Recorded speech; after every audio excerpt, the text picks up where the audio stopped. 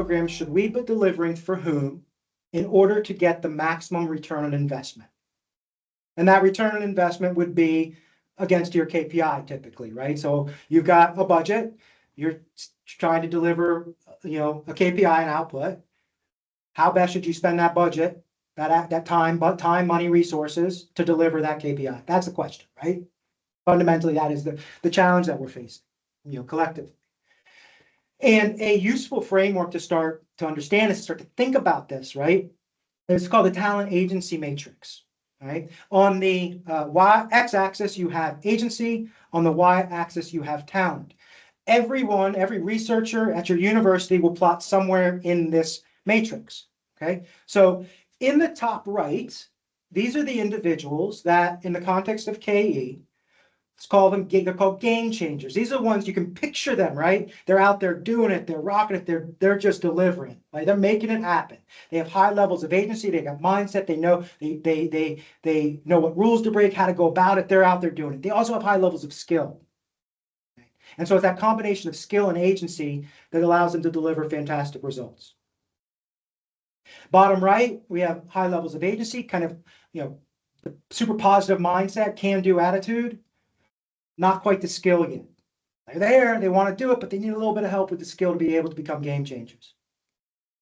Top left, let's call them the frustrated geniuses, and you might be able to picture some of these people. They have all the skill in the world, but kind of low on the agency. I don't have enough time, I don't have enough resources, the boss is in the way, the systems don't work, right?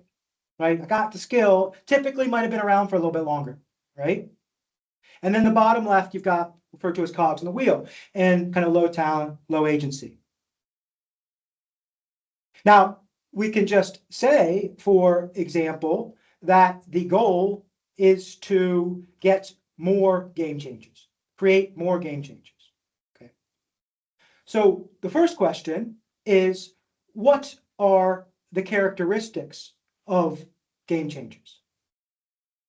Because we need to know what they are before we can say, how do we get more of them? Why is it that some people are more effective at delivering these outputs than others? Kind of step one. And then if we think about, we start to plot our kind of community, our researchers in this matrix, and we've got some game changers, we've got some frustrated genius, go-getters, cogs in the wheel. There's another interesting question.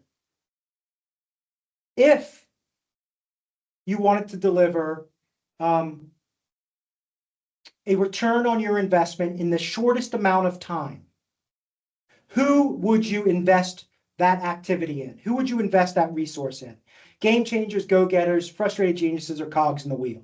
The next question to consider is, if you were to kind of think about different types of programming, how would you change the approach to support go-getters versus frustrated geniuses?